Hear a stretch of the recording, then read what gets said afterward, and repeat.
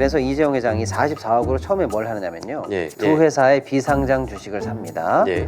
그래서 두 회사를 합쳐서 600억을 현금을 마련을 합니다. 야, 600억 만들 때까지 낸 세금이 16억밖에 없는 거예요. 그렇죠. 앞으로 쭉 끌었습니다. 전설의 판례가 되어 있습니다. 예. 에버랜드 전환사채 사건입니다. 20만 원짜리를 7,700원에 가져간 이재용 남매들만 이득을 받죠. 에버랜드 지배권을 확보합니다. 이게 2부. 예. 1부는 아까 600억 마련하는 과정. 나이스, 예, 이거를. 그러니까 삼성전자 회장을 꼭 해야 되는데 예. 8, 9% 갖고는 이거는 좀 부족하다 이거죠. 또 없다. 그래서 제일모직과 삼성물산을 합치기로 마음먹었어요. 그래서 나오는 게 국정농단이에요. 대통령 힘을 쓰는 사람이 누군가 봤더니 최순실이고, 그렇죠. 최순실이 뭘 좋아하나 봤더니 말을 좋아하고. 이재용의 불법적인 승계 때문에 여러분의 세금이 나가고 있다라는 의혹이 충분히 가능한 거고요. 예, 예. 주제는 삼성전자 이재용 무죄. 예, 이 대목을 저희가 좀 다뤄볼까 합니다. 그리고 이 무죄 판결이 있기까지 삼성이라는 기업이 사법의 심판대에 올라갔을 때 이런저런 이유로 무죄를 받고 유야무야 됐던 기억들 다시 한번 소환해 보겠습니다. 박시동 경제평론가와 함께 하겠습니다. 어서 오십시오. 네, 안녕하세요. 박시동입니다. 네. 근데 이게 좀 내용이 저는 이 일주일 전에 있었던 이재용 삼성전자 회장에 대한 판결인데 네.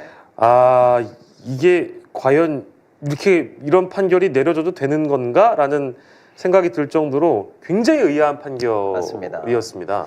저희 이제 제가 여기 서울의 소리 우리 앵커님 프로에 나오는 게 2주 그러니까 격주로 예, 나오잖아요. 예, 예.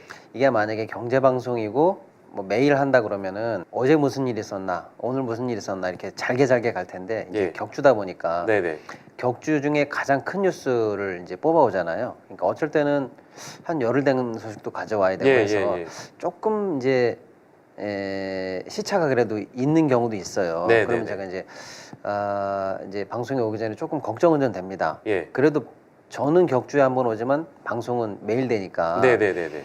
시의성이 좀 떨어지는 걸 갖고 온 거 아닌가 해서 좀 걱정이 됩니다만 예예. 오늘도 사실은 일주일 전에 났던 판결이라서 예. 일주일 상간에 그래도 시간이 많이 흘러서 걱정은 했으나 예. 감히 말씀드리는데 이것은 일주일이 지났다 하더라도 예. 아마 10년이 지나더라도 10년 지나더라도 한 번은 꼭 짚어봐야 되는 너무나 중요한 거기 때문에 아마 대법 판결 전까지는 계속 짚지 않을까요? 그렇습니다. 그래서 그렇죠. 그리고 사실은 이제 어저께는 이제 판결이 물론 일주일 전에 판결은 예, 예. 났습니다만 이 네. 판결을 이해하기 위해서 예. 알아야 할 내용들을 거슬러 올라가다 보면 이게 30년 전까지 올라가요. 진짜요? 그러니까 이거를 통으로 한 번 정리를 하는 방송이 많지가 않습니다. 그럼 오늘 저희가 그걸 하는 거네요. 감히 말씀드리는데 이걸 통으로 정리한 사람은 저밖에 없는 것 같아요. 오직 박시동. 예, 그래서 유일무이 박시동이 되겠습니다. 일주일 지난 뉴스긴 하지만 일주일이 아니고요. 지금도 이어지고 있는 뉴스고 네. 30년 전 뉴스, 30년 전부터 지금까지 이어졌던 큰 드라마이기 때문에 예. 좀 꼼꼼하게 제가 해설을 해야 될 필요성이 분명히 있다. 예. 이렇게 말씀드리고 좀 쉽게 한번 예. 해보겠습니다. 그리고 이게 어찌됐든 제가 앞에서도 잠깐 소개하면서 말씀을 드리긴 했는데 네. 이게 승계, 경영권, 네. 합병 이제 네. 이런 것들이 키워드인 재판이어서 30년 전으로 이제 가야 된다고 말씀을 해주셨기 때문에 그러면 30년이면 1995년이라고 그렇습니다. 이제 소개를 해주실 네. 것 같습니다. 그때부터 좀 거슬러 올라가 보면 어떨까요? 예. 30년 전이면 1995년이에요. 예, 예. 그리고 이재용 회장이 28살 때입니다. 예. 박영식 앵커님 28살 때 예. 지갑에 용돈 얼마 있었어요? 28살 때 지갑에 한 예. 20도 아유, 안 갖고 다닐 것 예, 같은데요. 그러니까요. 네네네. 근데 이제 28살 이재용 회장에게 예. 당시 이제 이건희 회장이 60억을 증여해 줍니다. 아하. 60억을 증여하고 예. 증여세로 16억을 냅니다. 예. 그래서 실제로는 44억을 손에 딱 잡습니다. 예.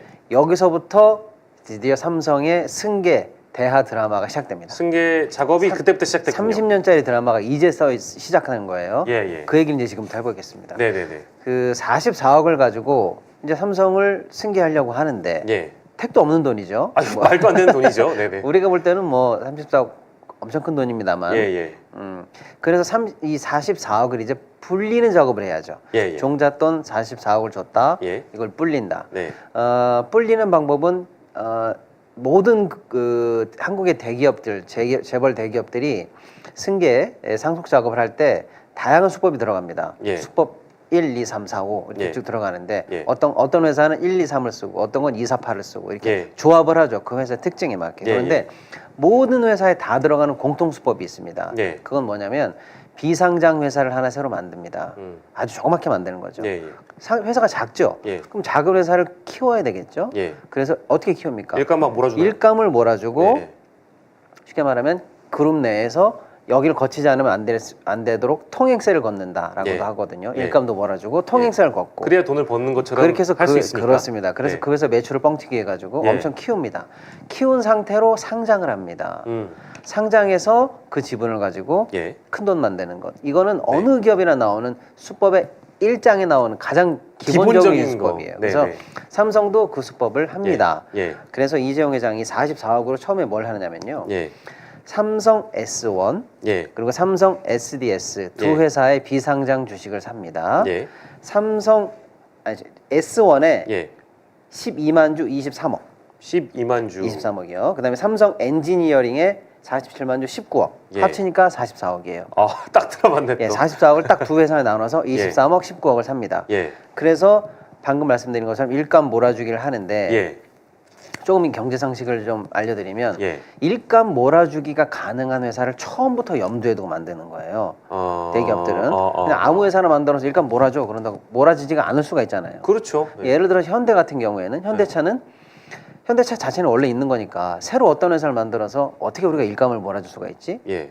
그래 차는 우리가 원래 만들고 있으니까 차를 왔다 갔다 하거나 부품 예. 왔다 갔다 하는데 예. 물류 예. 운송시키면 되겠구나. 네네. 그래서 글로비스를 만드는 거예요. 아하. 그래서 모든 운송을 몰아주면 되지. 뭐 예. 이런 식이에요. 예. 삼성 예를 들면은 S1은 뭐 합니까? 예. 보안, 예. 경비, 네. 방호 이런 거 아닙니까? 네네. 전국에 있는 모든 삼성에 있는 방 한 칸짜리 모든 건물마다 다 경호 경비를 여기다 시키면 저절로 돈 버는 거 아닙니까? 그렇죠. 그 건물 관리 같은 거. 네네네. 엔지니어링도 마찬가지입니다. 예. 설비 이런 거 설계 이런 거니까요. 예. 그래서 두 회사의 일감을 몰아줘서 상장을 해서 뻥튀기를 해서 삼성 엔지니어링은 19억을 넣었는데 예. 상장 후 매도해서 230억에 매도합니다. 아하. 네네네. 삼성 S1은 23억을 넣었는데 375억에 매도합니다. 그래서 두 회사를 합쳐서 600억을 현금을 마련을 합니다. 야, 44억을 넣어서 44억이 600억이 600억이 됐네요. 되는 마법의 수익률 예. 1238%. 야. 아. 네, 그렇게 해서 이재용 회장이 드디어 예. 아버지가 주신 60억을 예. 44억 증여세 낸 거 가지고 예. 600억을 만드는 예. 거 가지고 일단 1차 예. 진짜 기업 지배 구조에 이제 참전할 수 있는 정도의 판돈을 마련하게 됩니다. 예. 600억이 근데 끝이 아니라 그 600억으로 또 뭘 해야 되잖아요. 이제 시작이죠. 이제 시작이죠. 아까 44억 갖고는 택도 없는 거고요. 네네네. 네. 그래서 이제 지금까지 600억 만들 때까지 낸 세금이 16억밖에 없는 거예요. 그렇죠. 앞으로 쭉 끌었습니다. 네네. 그래서 결국에는 삼성전자 회생될 때까지 예. 16억 내고 몇십조 몇백조짜리 회사를 먹었냐 이거 이런 나쁜 얘기가 나오는 의미에서 겁니다. 진짜 대박이죠, 진짜. 그렇습니다. 네, 자본주의 사회에서. 그래서 이제 그럼 600억을 마련했습니다. 예. 이걸로 이제 삼성에 대한 지배력을 진짜로 행사하기 위해서 예. 참전을 해야 되는데 예. 어떤 회사를 먼저 내가 좀 승계에 예. 지배권 확보에 타겟으로 삼을까 예. 놓고 삼성이 이제 그림을 짭니다. 예. 그 당시만 해도 삼성뿐만 아니라 우리나라 대기업들은 예. 순환 출자 구조를 다 가지고 있었어요. 예. 예를 들어서 A 회사가 B 회사의 주식을 갖고 있고 예. B 회사는 자기 돈으로 또 C 회사 주식을 갖고 있고 예. C는 D, D는 E, E가 다시 A 이렇게 뺑글뺑글 도는 얽히고 설켜 있는 관계가 그렇습니다. 순환 구조를 갖고 있었거든요. 네. 그럼 여기는 이렇게 순환을 하고 있으니까 예. A, B, C, D 중에서 어느 하나만 내가 지배권을 확보하면 다 갖는 거. 그렇습니다. 내가 A를 가지고 있으면 A가 B를, C가 이렇게 예. 돌아가니까요. 네네. 그럼 그 삼성의 순환 출자 구조 내에서 어디를 픽할 것인가라고 봤을 때 그 예. 당시 삼성의 선택은 예. 에버랜드였습니다. 에버랜드. 그래서 그 600억을 가지고 예. 에버랜드 지배권을 확보하자라는 그림을 그립니다. 예. 그런데 아까 우리도 600억 처음부터 600억을 증여했으면 되지. 예. 근데 비상장 이런 뻥튀기를 통해서 세금 안 내고 어떻게든 좀 증여세나 이런 세금 안 내고 돈 마련할까를 고민했던 것처럼 예. 에버랜드의 지배권을 확보하기로 마음 먹은 다음에도 또 에버랜드 주식을 사면 되죠. 예, 예. 시가 주고 사면 됩니다. 네. 아니면 정당하게 사면 되는데 또 예. 어떻게 합니까? 예. 웬만하면 적은 돈으로 웬만하면 세금 안 내고 확보하려고 또 꼼수에 들어갑니다. 그게 이제 우리가 흔히 아는 네. 전환사채라는 대목이 등장하는 거죠. 전설의 사건. 예, 예. 한국 경제사를 공부하거나 특히 상법 관련한 법조를 예. 네. 공부하는 사람들한테는 예. 전설의 판례가 되어 있습니다. 에버랜드 전환사채 사건입니다. 예, 예. 전환사채를 조금 쉽게 설명드리면요. 예, 예. 사채는 제가 이렇게 돈 꺼주고 증서 받으면 그게 채권입니다. 예. 사적으로 발행한 채권이다 그래서 그게 사채. 사채예요. 예. 아무것도 아닙니다. 예. 그러면 이제 돈 꺼줬으니까 때 되면 이자 받다가 만기에 원금 상환 받으면 되는 거예요. 예. 근데 이게 평범한 사채인데 이 평범한 사채에 특별한 조건들이 붙어 있는 약간 특수한 사채들이 조금 있어요. 예, 예. 예를 들어서 만기에 원금 받고 이자 받는 게 아니라 예. 요거 주식으로 바꿔줘 라는 권리가 붙어 있다든지 예, 예. 아니면 너희 회사에서 발행하는 신주는 내가 받을게 예. 라든지 예. 이런 여러 가지 조건이 달려 있는 사채들이 좀 있습니다. 네. 근데 이번에 에버랜드 사건에서 활용됐던 사채는 전환 사채라는 건데 예. 네. 주식으로 전환할 수 있다. 주식으로 바꿔줘라는 조건이 달려 있는 예. 사채다. 그래서 전환 영어로 하면 C, 컨버터블. 예. 채권이 본드. 그래서 CB. CB. 예, 그게 예. CB입니다. 아. 그래서 이제 에버랜드가 전환 사채를 발행하기로 합니다. 근데 잘 보세요. 박앵커님하고 저하고 예를 들어서 주식을 박앵커님이 70, 제가 30을 갖고 있다고 할게요. 어떤 예. 회사에 대해서. 네네네. 근데 회사가 전환 사채를 발행을 했는데 예. 그 전환 사채는 주식으로 바꿀 수 있기 때문에 예. 그 사람이 얼마든지 주식으로 바꾸면 우리가 갖고 있던 주식의 7대 3의 주주 비율이 예. 흐트러질 수가 있지 않습니까? 그렇죠. 예. 그럼 문제가 될 거 아닙니까? 네네네. 그래서 전환 사채는 예. 기존에 있는 주주들의 주식의 비율에 맞춰서 배분하게 되어 있습니다. 그런데 그러면 삼성 에버랜드라는 회사의 예. 기존 주주들이 예. 주로 누구였냐면 아까 예. 그 순환 출자 고리에 묶여 있는 계열사들이에요. 주로. 네, 네, 네. 그래서 쭉 전환 사실을 발행하니까 예를 들면 삼성 에버랜드의 계열사인 예를 들면 뭐 삼성카드, 예. 삼성 땡땡 예. 이런 회사들이 전환 사실을 비율적으로 배분을 받았을 거 아닙니까? 그렇겠죠. 자, 그런데 여기서 마법이 또 들어갑니다. 여기에서 마법이 등장한다. 전환 사채를 받았는데 네. 나는 주식으로 전환하지 않겠어라고 실권을 선언할 수는 있어요. 기존 주주가 나 그거 필요 없어. 나 그거 사채 발행 안 할래. 그럼 내 돈 내고 사채 받지도 않을 거고 또는 예. 받았다 하더라도 나 전환 하지 않을 거야. 예, 실권 선언할 수가 있어요. 예. 그래서 실권 선언이 나온 거에 한해서는 예. 임의 배정할 수가 있어요. 자, 요겁니다, 여러분. 예. 에버랜드 주식을 돈 주고 사지를 않고 예. 에버랜드가 전환 사채를 쫙 발행한 다음에 예. 기존 주주들이었던 삼성의 모든 계열사들이 예. 여기서 말하는 모든이라는 건 100%를 얘기합니다. 예. 모든 계열사들이 전부 다 예. 실권 선언을 합니다. 나는 안 받겠습니다. 마치 다 합의한 듯이. 마치 짠 듯이. 오. 나는 전환 안 하겠습니다라고 실권 선언을 해요. 예. 그러면 어떻게 돼요? 예. 그 전환 사채 너 실권한 거 너 실권한 거 다 모아서 예. 임의적으로 누구한테 줘도 됩니다. 오. 너네들이 실권했잖아. 이렇게 해서. 그래서 이미 실권된 걸 다 모아서 임의 배정 방식으로 예. 이재용 남매한테 그걸 던져버립니다. 와, 근데 뭐 물론 이제 그 삼성 일가이기 때문에 네. 그냥 우리가 판단하는 그냥 정서상 뭐 그럴 수 있지 뭐. 우리 맨날 드라마 보고 이제 기업들 그 어떤 문화라는 것은 드라마 보고 보통 네. 다들 인지하니까 아니 뭐 이재용한테 주는 게 뭐가 나빠라고 얘기할 수 있겠지만 네. 이 법인들이 알아서 실권 선언한 거를 그 일가한테 던진 거잖아요. 그렇습니다. 그것도 자체가 일단 드라마 마치 짠 듯이. 그 마치 짠 듯이. 그런데 문제는 뭐냐? 실권에 왜 문제가 있느냐? 예. 그리고 왜 이걸 그 이재용 남매 개인들한테 쫙 몰아준 게 문제가 있느냐면 예. 그 당시 전환 사채의 장외 시가가 예. 제일 낮을 때가 8만 원, 예. 제일 비쌀 때가 20만 원입니다. 예. 그리고 만약에 정상적으로 이 전환 사채를 이재용 남매가 예. 상속 내지는 증여받았으면 최소한 10만 원입니다. 예. 그 당시 상속세법에 예. 따라서요. 예. 그러니까 8만 원과 20만 원 어디쯤에서 예. 이게 가치가 결정이 돼야 되는데 이때 전환 사채 얼마에 발행했는지 아세요? 전 기억이 잘 안 나네요. 7,700원입니다. 와. 와. 아까 44억 넣어서 600억 먹었죠. 600억 저는- 만들었죠. 저는- 근데 지금 이게 이제 왜 문제가 됐는지 알겠죠. 시장에서 10만 원, 20만 원 하던 거를 지금 7,700원에 준다고 하면 이걸 받는 회사는 받아야 됩니까? 안 받아야 됩니까? 아니 이걸 어떻게 받는 게 정상이죠. 진짜 이거는 너무 뭐랄까 이게 진짜 마법이네요. 그럼 그죠? 완전 땡큐죠. 야 뻥 좀 쳐서 20만 원짜리를 7,000원에 준다는데. 이건 뭐 완전 땡큐죠. 근데 그거를 안 받는 회사는 그 회사 입장에서는 손실 아닙니까? 예. 그런데 그거를 아무렇지 않게 실권해 버리는 게 문제라는 거고. 와. 또 그거를 발행한 에버랜드는 너무 저가 발행한 거죠. 예예 이것도 문제예요. 예예 그런데 에버랜드도 저가로 발행해서 손실을 받고 예. 그 이익을 볼 수 있는 다른 모든 회사들도 아 우리 안 가질래? 안 가지려고 안 가질게. 가진다면서 기회를 날려먹은 것도 예. 손실을 봤죠. 여기서 이득 본 사람은 누굽니까? 대단하다. 7,000원, 20만 원짜리를 7,700원에 가져간 이재용 남매들만 이득을 봤죠. 예, 진짜 이건 무슨 뭐 이제 주운 거네요. 길 주운 가다가 거. 주운 정도. 남이 그렇습니다. 다 일부러 버린 거를 다 주운 건데 그게 그렇습니다. 헐값으로 다 매입했다는 의혹이 이제 거기서 나오는 거고. 그렇습니다. 그래서 야. 시가의 무려 약 10%에서 30% 정도 그러니까 30분의 1, 예, 예. 10분의 1 내지는 30분의 1 30분의 1 가격으로 정말로 염가에 정말로 헐값에 에버랜드 그러니까 20만 원이라고 치면 7,000원이니까요. 와. 엄청난 헐값에 에버랜드 전환사채를 약 62%를 싹쓸이한 이재용 남매가 드디어 손에 피도 안 묻히고 와. 에버랜드 지배권을 확보합니다. 이게 2부. 예. 1부는 아까 600억 마련하는 과정. 예. 2부는 그 600억으로 이제 에버랜드를 네. 싼 값에 슬쩍 먹는 구조를 드디어 확보를 합니다. 예. 그런데 이 에버랜드는요. 와.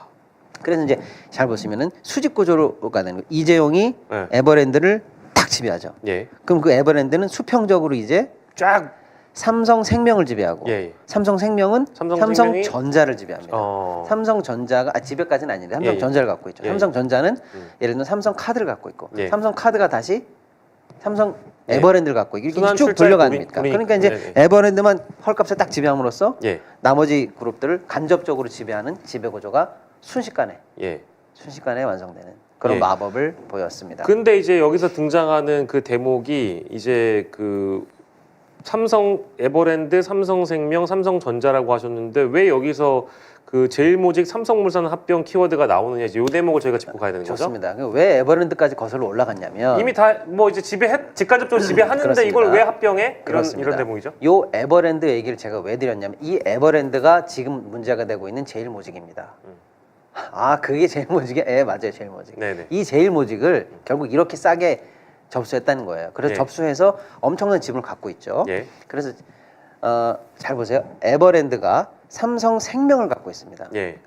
삼성생명이 삼성전자를 가지고 있어요. 예. 예. 여기서 깨알 같은 얘기 좀 잠깐 하고 갈까요? 예. 어느 정도로 이 삼성 일가들이 이 지분을 싸게 가져갔냐면 예. 삼성생명이 네. 그러니까 이재용, 에버랜드, 예. 삼성생명인데 네네. 삼성생명이 삼성전자를 갖고 있죠. 예, 예. 그럼 삼성생명을 많이 가지고 있으면 삼성전자에 대한 지배력도 강화되겠죠. 당연하겠죠. 삼성생명도 결국엔 지배력을 더 확보하기 위해서 예. 이제 추가적으로 지분 매집에 들어가는데 예. 예. 삼성생명 지분은 이재용 개인 돈으로 사지 않습니다. 예. 이미 에버랜드는 내가 가졌죠. 예. 그러니까 에버랜드 회사 돈으로 삼성생명을 사요. 예. 이해가 되셨죠? 예, 됐습니다. 근데 삼성생명을 살 때 에버랜드가 삼성생명을 얼마에 샀냐? 예. 9,000원에 삽니다. 거기도 또 그런 마법이 등장하는 거예요. 9,000원에 샀는데 네네. 그 당시 삼성생명의 적절한 시가 평가가 얼마냐? 예. 70만 원. 하, 그러니까 대단하다. 에버랜드가 예. 삼성생명을 살 때 들어간 돈이 약 300억 정도 됩니다. 310억 정도. 아. 310억 정도 되는데 예. 실제로 그게 나중에 얼마로 평가받느냐면 예. 2.3조. 그러니까 에버랜드도 회사도 자기 돈으로 2조 해서 삼성생명 사야 되는 걸 예. 300억 주고 삽니다. 와, 대단하다. 예, 그래서 이재용이 에버랜드만 딱 손쉽게 먹고 예. 나머지는 그런 식으로 또 헐값으로 예. 삼성생명 지배력을 확 확보하고 예. 삼성생명이 삼성전자를 확보하는 예. 이런 구조인데 예. 어쨌거나 이렇게 막 불합리하고 돈 세금 하나 안 내고 막 자기네들이 살 때는 헐값에 사고 이렇게 엉망진창으로 해서 지배력을 완성합니다. 예. 그대로 살면 됐는데 예. 왜 합병 문제가 나왔냐면 예. 이 순환 출자 구조가 너무 불투명하고 얼기설키고 되어 있어서 이건 너무 후진적이다. 예. 그래서 중간에 공정거래법이 좀 바뀌면서 예. 순환 출자 구조를 끊어. 예. 그래서 순환하지 말고 수직 구조를 만들어라고 해서 법이 바뀌는 구조가 예. 하나가 있었고요. 예. 예. 또 하나는 이제 삼성 이건희 회장이 예. 이 예상치 못하게 병원에 들어가죠. 아파요. 예. 아픕니다. 그래서 뭐 의식불명 상태로 굉장히 오래 있었잖아요. 예. 예. 그러다 보니까 갑작스럽게 삼성이 요즘으로 치면서 60대 초반에 이건희 회장이 병원에 들어간 거니까 그랬나요? 엄청 젊은 나이에요. 예. 그렇지 않습니까? 요즘 오. 60이면 청춘이죠. 뭐. 60이면 뭐 사실 이제 요즘 한갑잔치도 안 하죠. 그렇습니다. 그런 상황이었기 때문에 예정에 없이 갑자기 실질적으로 상속 문제가 닥쳐버린 거예요. 아직 준비할 틈이 마저 안 돼. 그쵸. 이재용의 지배권까지는 좋았는데 예. 이제 회장으로서의 경영 승계 작업까지는 좋았는데 네. 이건희 회장이 갖고 있는 지분에 대한 예. 상속 준비가 덜 돼 있는 상황에서 상속이 맞닥뜨려진 거예요. 예. 예. 그러니까 이 두 가지 문제를 삼성이 해결해야만 했었어요. 예. 순환 구조도 끊고 이건희 회장에 대한 상속 준비에 본격적으로 들어가야 되는 상황이 갑자기 닥친 거예요. 예. 자, 그러니까 이제 그룹을 분할합니다. 그래서 물론 그 안에 사실 4녀가 있었거든요. 넷째가 예, 세상을 예. 뜨기도 합니다. 예, 그래서 예. 여러 가지 이제 지분 관계를 마무리해야 되는 상황이 왔는데 예. 그래서 삼녀인 저기한테는 너 이거 이렇게 가져가 이렇게 예. 띄워주고 예. 2녀인 그 이부진 회장한테는 호텔 신라 이부진한테 뭘 주고? 호텔 신라 쪽으로 해서 이렇게 좀 네. 계열을 좀 갖고 예. 회장인 이재용 회장에게는 삼성전자를 위시한 그룹 회장을 물려줘야 되는데 예. 그렇게 해서 이제 계열 정리가 끝납니다. 그러니까 이제 핵심은 이거죠. 삼성전자를 위시한 지배권을 가져가기로 했으니 예. 삼성전자에 대한 확실한 지배권을 받아야 했는데 예. 이재용 회장이 삼성 개인에 대해서 갖고 있는 지분은 1점 몇 % 정도입니다. 그리고 아까 말씀드렸죠. 에버랜드, 삼성생명을 통해서 갖고 있는 게 예. 7점 몇 %예요. 예. 예. 합치니까 예. 한 8, 9%밖에 안 돼요. 아, 늘려야 되는구나 이제 예, 이거를. 그러니까 삼성전자 회장을 꼭 해야 되는데 예. 예. 8, 9% 갖고는 이거는 좀 부족하다 또 이거죠. 없다. 외국계 공격이라든지 예. 언제든 지배권이 위태위태할 수 있으니까. 그러니까 예. 고민을 하죠. 네. 삼성전자를 더 지배력을 강화하고 싶다. 예. 그럼 아까 또 얘기했잖아요. 예. 사면 되지. 그렇지. 사면 되는데 사면 되던지 또 다른 방법으로. 자기가 갖고 있는 다른 주식 팔아서라도 사면 되는데 예. 예. 또 헐값으로 예. 또 남의 돈으로 네. 네. 또 회사 돈으로 슬쩍 하고 싶은 생각이 들겠죠. 예. 그래서 나온 겁니다. 네. 가만히 있어 보자. 삼성전자를 갖고 있는 우리 계열사가 누구인가 봤더니 삼성물산이 탁 튀어나옵니다. 예. 삼성물산이 예. 직접적으로 삼성전자를 4% 이상 갖고 있었어요. 예. 그러면 내가 삼성물산까지 지배한다면 예. 삼성물산이 갖고 있는 지분 4%를 합치면 예. 13, 4% 되겠구나. 네네네. 그러면 문제 없지. 예. 라고 생각한 겁니다. 그래서 삼성물산을 지배하기로 마음먹습니다. 예. 그런데 삼성물산은 이재용 회장이 몇 % 갖고 있나? 없었어요? 0. 아. 없는 거예요. 그러니까 내가 삼성물산을 내 돈 주고 사면 되는데 그렇죠. 이거를 또 그렇게 하지 않고 또 간접 지배를 하면 되겠지라고 네. 생각한 겁니다. 그래서 네. 아까부터 내가 이미 초기에 지배력을 확보했던 에버랜드, 예. 이름 바꾼 제일모직. 예. 제일모직은 내가 갖고 있는 회사고 예. 그러니까 제일모직이 삼성생명을 지배했듯이 예. 예. 이제 제일모직을 통해서 삼성물산을 지배하고 싶은 거예요. 예. 그래서 제일모직과 삼성물산을 합치기로 마음먹습니다. 아. 그래서 결국 삼성전자를 지배하기 위해서 예. 삼성물산, 제일모직을 합치기로 했다. 예. 이런 그림까지 나오게 된 거죠. 예. 거기까지는 아마 많은 분들이 예. 내용 정리가 충분히 되어 있는 분도 있고 세부적으로 들어보니까 이렇게 재밌는 얘기가 있었어라고 생각하실 수 있는데 네.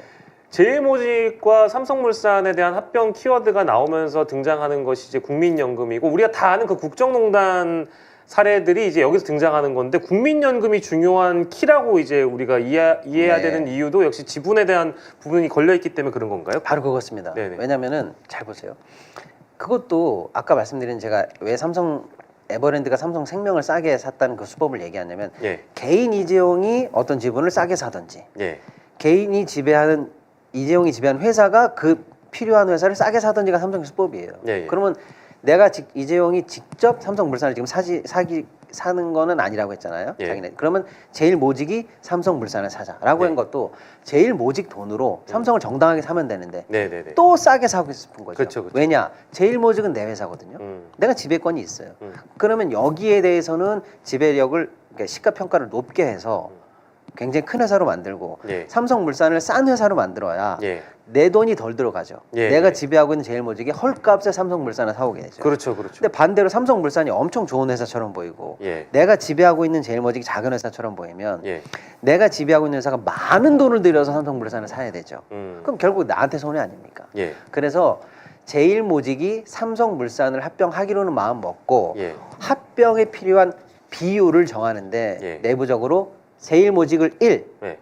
삼성물산을 0.35 음. 라고 해서 제일모직이 삼성물산보다 3배 정도 더 고평가된 회사라고 만드는 나름의 자기네들끼리 만들어 놓은 합병 비율을 정해 놓습니다. 예, 예. 그럼 이제 그게 맞는 비율이야? 라고 궁금하시겠죠. 그렇죠. 사람들이 생각하기에는 뭐야 물산이 더 큰 회사 아니었어? 이렇게 생각할 수 있으니까. 바로 그겁니다. 예, 그쵸, 그쵸. 물산이 실질적으로 제일모직보다 매출이 5배 정도 크고요. 예, 예. 총 자산도 3.1배나 크고요. 예, 예. 영업이익도 3배나 큽니다. 뭘로 보나 삼성물산이 더 큰 회사예요. 예, 예. 그러니까 작은 회사가 큰 회사를 먹는데 오히려 이 회사가 더 크다고 말하려면 두 가지 조건이 필요하죠. 예. 첫째, 내 회사를 제일모직을 뻥튀기 하는 이 합병 비율이 말이 된다라고 말하기 위해서 제일모직의 가치를 뻥튀기 하는 작업이 하나 들어가야 되겠죠. 예, 예. 또 하나의 작업은 저 회사를 줄이는 작업이 들어가야 됩니다. 네, 네, 네. 그 두 가지 작업이 다 들어가는 게 바로 삼성물산과 제일모직 합병의 앞으로의 보실 그 모든 문제의 축입니다. 예. 삼성물산을 낮추고 제일생명을 키우는. 제일모직을 키운다. 예. 자, 그런데 예. 어쨌거나 그렇게 해서 이 1대 0.35의 비율로 만들어 놓고 이 두 가지 작업을 했다 칠게요. 예. 하는 과정이 이제 좀 있으면 나옵니다만 예. 했다 쳤는데 예. 제일모직에서 그렇게 해서 이제 우리가 1의 비율로 저 회사를 합병합니다라고 했을 때 주주총회를 통과시켜야 합병이 되는데 네. 제일모직은 내가 지배하는 회사입니다. 예. 문제가 없어요. 예. 근데 삼성물산은 현재 내 주식이 없어요. 예. 저기도 합병에 동의를 해줘야 이게 양쪽이 통과될 건데 네, 삼성물산을 많이 갖고 그렇습니다. 있는 곳이 그래서 국민연금이 나오고 근데 보세요. 삼성물산 주주 입장에서는 네. 아니 내가 더 큰 회사인데 내가 왜 미쳤다고 왜가 내 0.35가 3% 30%나 헐값으로 우리 회사를 팔아야 돼? 그렇죠. 예. 이거나 반대야. 이게 정상이 되겠죠. 예. 이 정상적으로 판단하는 사람이 많으면 합병이 부결될 거 아닙니까? 당연하죠. 근데 쫙 그래서 삼성물산을 봤더니 1대 주주들은 다 계열사예요. 예. 오케이, 거긴 내 마음대로 할 수 있겠어. 예, 예. 2대 주주를 봤더니 국민연금. 국민연금이야. 결국 국민연금이 여기서 오케이를 안 해주면 예. 부결이 되겠네. 예. 그럼 내가 만들어 놓은 이 합병 시나리오가 안 되겠네. 예. 그럼 이게 누가 봐도 뻔한 그림이기 때문에 국민연금이 키로 등장하죠. 예. 그런데 방금 앵커님이랑 저랑 얘기했듯이 그 어떤 주주라도 예. 경제학을 배운 중학생만 해도 자기 걸 싸게 팔려고 그러는데 동의할 사람이 없죠. 없죠. 그럼 이거는 합리적으로 국민연금을 설득하면 될 일이 아니라는 걸 알겠죠. 그렇죠. 그럼 어떻게 합니까? 예. 비합리적으로 예. 힘으로 눌러야 되겠다라고 생각을 합니다. 예, 예. 그래서 나오는 게 국정농단이죠. 결국 예. 국민연금이 예. 삼성물산 합병안에 대해서 찬성하도록 만들기 위해서 예. 국민연금은 표를 행사하는 사람이 누군가 봤더니 기금운용본부야. 예. 거기를 터치해야 되고 예. 거기에 힘을 쓰는 사람은 누군가 봤더니 보건복지부 장관이고 예. 보건복지부 장관에 힘을 쓰는 사람은 그럼 누군가 예. 대통령이고 예. 대통령에 힘을 쓰는 사람이 누군가 봤더니 예. 최순실이고 그렇죠. 최순실이 뭘 좋아하나 봤더니 말을 좋아하고. 그게 바로 국정농단 사건입니다. 그래서 예. 삼성이 최순실에게 정유라에게 말 3마리를 사줍니다. 그게 이제 뇌물로 판단된 말 3마리죠. 네. 그리고 최순실이 추진하고 있는 스포츠 영유아 재단에다가 10몇 억을 또 출자해 줍니다. 예, 그래서 예. 약 50몇 억 정도가 투자가 됐는데 예. 법원에서 그거를 캐치하고 이게 뇌물이다라는 판결이 나오는데 예. 이게 1심과 2심에서는 사실상 무죄가 나옵니다. 근데 대법원에서 예. 명시적으로 유죄가 나오면서 예. 이재용 회장 결국에는 감옥을 가면서 실형을 살죠. 예. 근데 이제 대법원에서 판단했던 논리가 이게 중요합니다.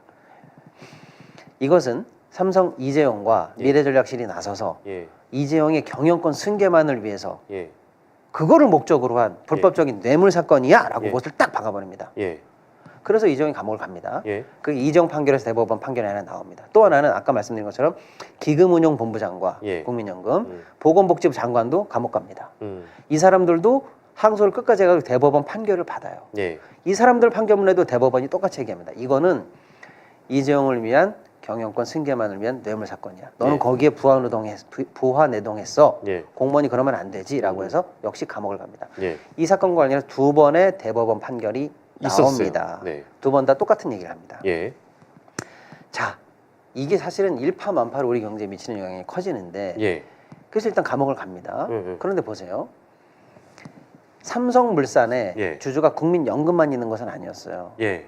외국계 투자자인 헤지펀드 엘리엇이라는 펀드도 있었습니다. 그 유명한 엘리엇이죠. 여기서 엘리엇 얘기가 나오는 겁니다. 제가 예. 왜 여러분께 말씀드린 아까 처음에 시작할 때 예. 이게 일주일 전 판결이지만 오늘도 영향이 미칠 것이고 앞으로도 영향이 미칠 거라고 얘기하냐면 그렇죠. 바로 이런 겁니다. 네네네. 그때 삼성물산의 주주였던 엘리엇이라는 펀드는 예. 가만히 생각해보니까 자기 주식을 30% 할인하라고 그러니까 음. 그걸 누가 오케이 합니까? 그래서 여기저기 찾아다닙니다. 예. 자기들이 국민연금도 찾아가요. 서한도 보내면서 예. 야 국민연금 예. 너도 너랑 나랑 같은 주주니까 야 이러면 안 된다. 이거 반대해야 되는 거 아니야? 라고 서한도 보내고 예. 심지어 막 합병하려고 하는 모든 절차 여기서 예. 말하는 모든 절차 굉장히 상법적으로 세세한 절차가 있거든요. 예. 모든 절차마다 다 소송을 합니다. 가처분 냈다 기각당하고 본안 내서 기각당하고 국민연금 상례도 뭘 했다 기각. 한국에서 할 수 있는 모든 소송은 다 하는데 다 집니다. 아. 그러니까 엘리엇이 생각할 때 너무 황당하죠. 가만히 그래서 어떻게 하면 이 자기네들의 손실을 예. 보상받을까를 고민하고 있는데 예. 가만히 보니까 방금 이 뇌물 판결이 딱 나면서 예. 이종이 감옥을 가죠. 예. 이거를 가지고 국제소송 이른바 ISDS 국제투자자 소송에 들어갑니다. 예. 내가 투자했는데 예. 내가 손실을 본 게 내가 잘못해서가 아니야. 예. 가만히 보니까 한국 정부가 개입했네. 예. 정부가 개입해서 예. 연금의 팔을 꺾어서 예. 연금이 찬성하면 안 되는 일을 찬성을 했네. 예. 그래서 나에게 손해를 받네. 예. 한국 정부 너 나한테 돈 물어줘라고 정부를 상대로 소송을 합니다. 그래서 그 결과가 나왔죠. 그게 이미. 작년 6월에 판결이 나왔는데 690억 판결이 나옵니다. 이제 우리 정부의 돈이 나가는 거잖아요. 그렇습니다. 우리 국고가 엘리엇에게 들어가는 거잖아요. 그렇습니다. 그런데 한동훈 법무부 장관이 항소하기로 마음먹고 현재까지 돈을 주지 않고 있어요. 예. 그래서 현재 배상금이 약 1,300억까지 불어나 있습니다. 지연이자까지 계속 쌓이고 있어요. 와우. 이기기 힘듭니다. 이거는 뭐 우리 대법 판결을 근거로 해서 엘리엇이 야 이거 정부가 개입한 거 근거가 아니라고 됐죠. 했는데 예. 대법에 나와 있습니다. 1차 판결은 엘리엇이 거의 사실상 승소한 걸로 나오고 그렇습니다. 우리 뭐라더라 그 재판 내용을 보면은 뭐 좀 부안해동하는 분들도 있어요. 네. 근데 그게 아니고 엘리엇이 사실상 우리 정부가 이 이재용 합병과 승계 작업에 개입했다라는 근거로 엘리엇이 아무튼 소송을 한 거기 때문에 그렇습니다. 엘리엇이 유리한 상황이다 지금까지는. 예. 그런 상황이고 결국에는 방금 앵커님 말씀하신 것처럼 그 배상금으로 직접적인 우리 국민들의 혈세가 나가고 있는 겁니다. 이재용의 불법적인 승계 때문에 여러분의 세금이 나가고 있다라는 의혹이 충분히 가능한 거고요. 예. 자, 그 다음에 국민연금은 그러면 여기서 찬성을 해서 손해를 받냐 안 받냐라고 하는데요. 예. 사실 아까 얘기한 것처럼 중학생도 계산하면 이게 손실이라고 답이 예. 나오는 게 네, 뻔한 네, 거 네. 아닙니까? 근데 네, 네. 국민연금 자체 보고서가 작년에 나왔는데 예. 자기네들이 그때 찬성함으로 인해서 현재까지 약 2,500억 원의 손실을 봤다라는 자체 보고서가 나와 있습니다. 예. 그리고 다른 어떤 증권가의 보고서는 5천억에서 1조까지 보고서가 나와 있는 게 있습니다. 예. 최소한 2,500억에서 5천억 정도는 국민연금이 손해를 봤습니다. 즉 우리 국민들이 노후 우리 자금으로 써야 되는 우리 국민의 돈을 예. 5천억 정도를 지금 삼성 때문에 손해를 받고요. 예. 또 우리 피 같은 세금이 이 문제 때문에 외국에 있는 펀드들에게 물어줘야 되는 세금이 또 1,300억에서 계속 손해를 보고 있는 겁니다. 예. 여러분의 일입니다. 이재용 가져가라고 그래. 이런 문제가 아니라 이건 바로 여러분의 문제라는 게 여기서 나오는 겁니다. 예. 자, 그래서 이런 사태를 쭉 겪고 나서 예. 국정농단 사건까지 겪고 나니까 예. 이제 검찰 입장에서는 기소를 아니하지 않을 수 없는 상황까지 벌어졌죠. 음. 야, 뇌물까지 준 불법 승계가 있었으니 뇌물 문제는 뇌물 문제라고 치고 결국 이 합병 자체가 적절했는지 형사적으로 따져봐야 되지 않겠어? 라고 해서 드디어 이제 기소가 되죠. 예. 그래서 이제 이 재판이 이렇게 끌려져 왔는데 쟁점이 하나 있습니다. 이렇게 우리가 아픈 가슴이 쌓이면 어떻게 되는지 아세요? 그러면 손발톱이 까매지고 거뭇거뭇해집니다. 그럴 때 어떻게 해야 됩니까? 캐라셀이죠, 캐라셀. 캐라셀 진짜 유명한 제품인데 하나씩 받아보세요. 저 발톱. 손발톱 거뭇거뭇해지고 두꺼워지고 변색되거나 울퉁불퉁하고 파고들 때 캐라셀. 캐라셀 유명한 건 다 아시죠?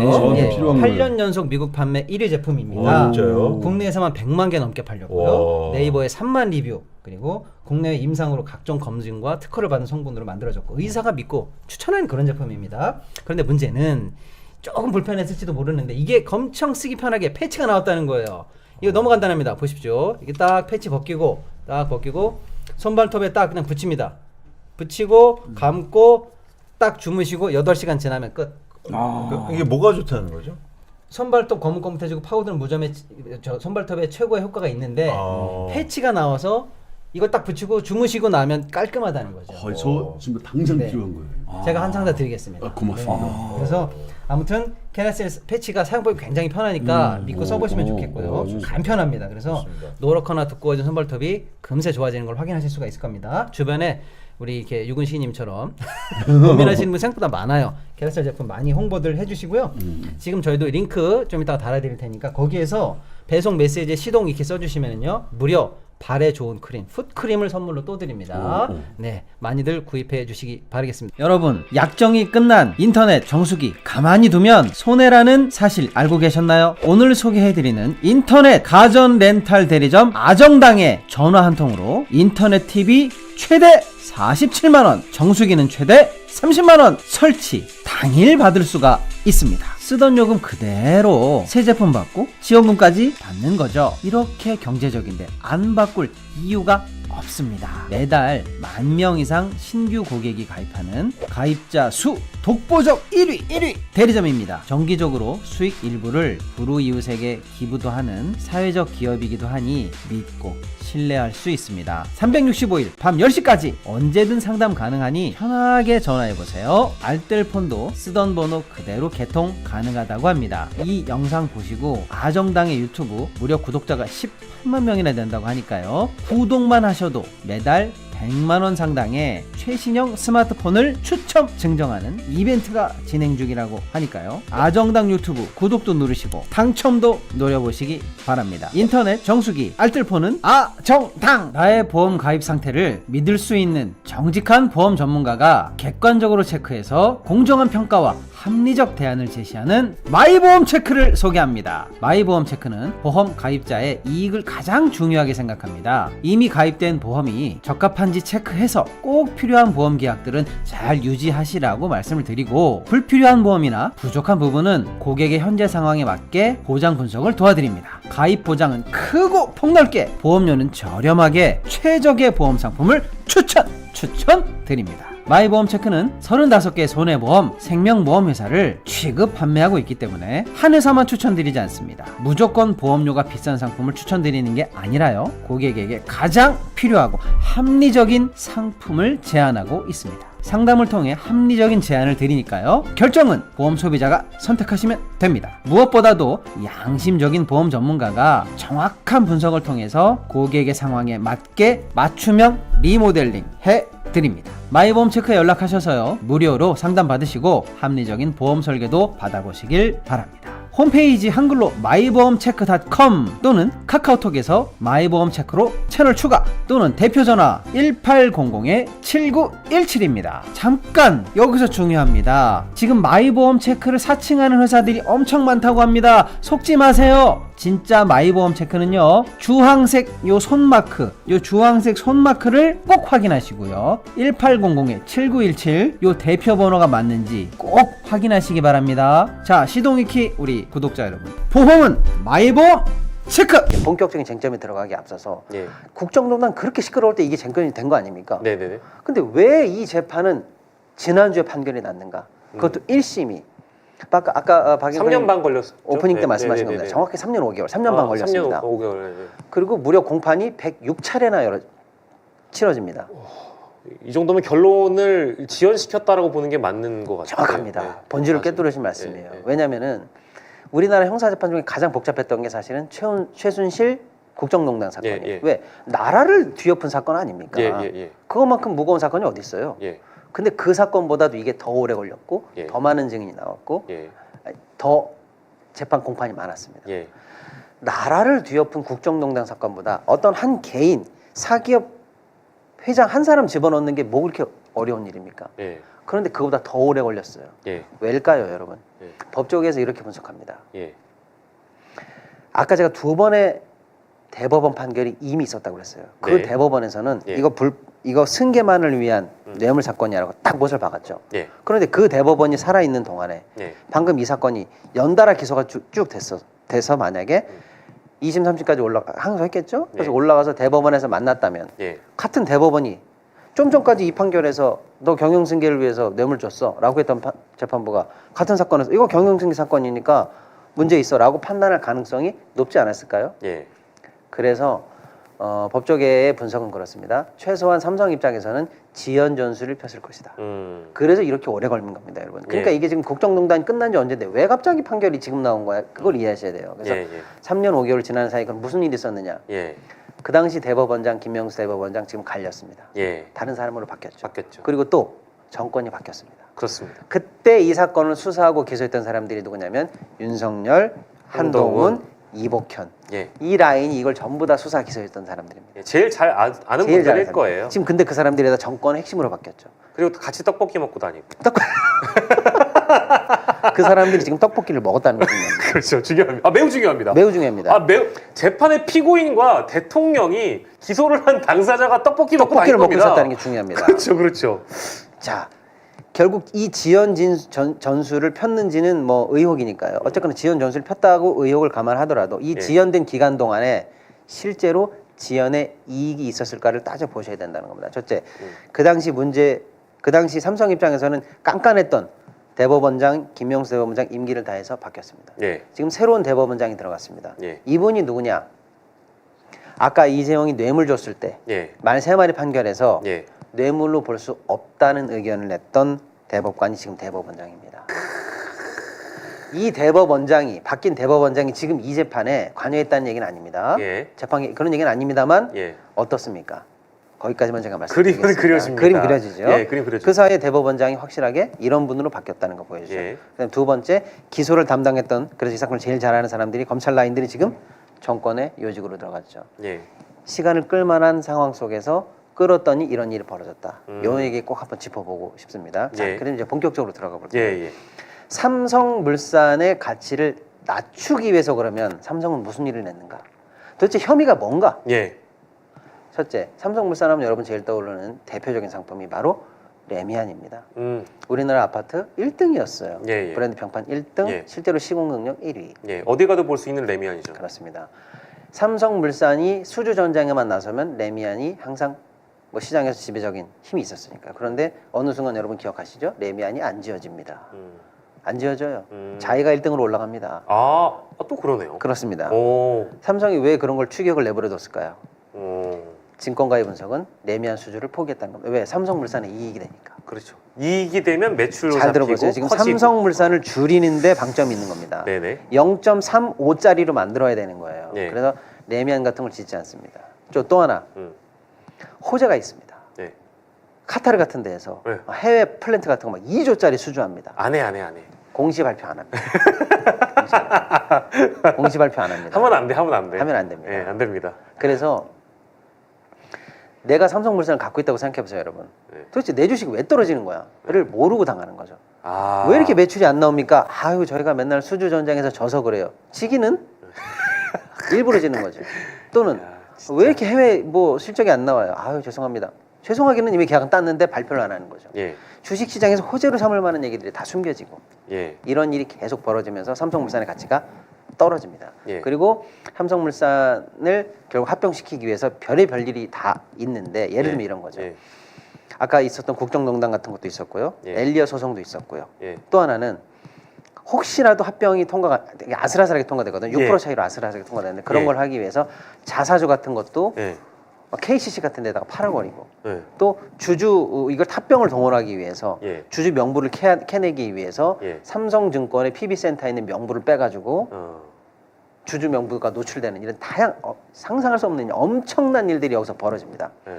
그래서 이번에 1심 재판에 걸려 있는 혐의가 총 19개 혐의입니다. 예. 대단한 일들이 벌어집니다. 예. 삼성물산의 가치를 낮춘다는 건 쉽게 말하면 뭡니까? 삼성물산에 해를 주는 거죠. 그렇죠. 배임입니다. 배임이죠, 배임. 즉 배임 위주로 벌어졌던 이 모든 혐의에 관해서 이번 판결에 전부 다 무죄 판결이 나옵니다. 자, 또 하나 네. 이제 제일모직을 뻥튀기 하기 위한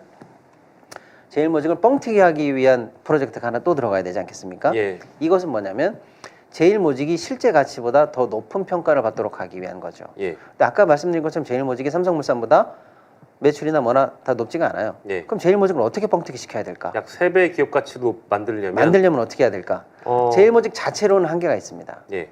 그래서 어떻게 할까요? 제일모직 밑에 있는 회사, 예.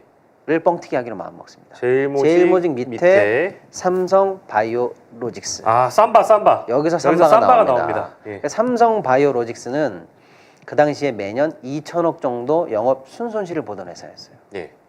근데 제일모직 갖고는 답이 없으니까 제일모직의 자식격인 삼성 바이오로직스를 뻥튀기 하려고 했는데 예. 봤더니 얘도 적자야. 그러니까 이거죠. 어렵네. 내가 제일모직이면은 야, 넌 별거 아닌데 라고 얘기하니까 아하, 왜 이러시나 이거. 내 자식이 검사야. 내 자식이 의대야.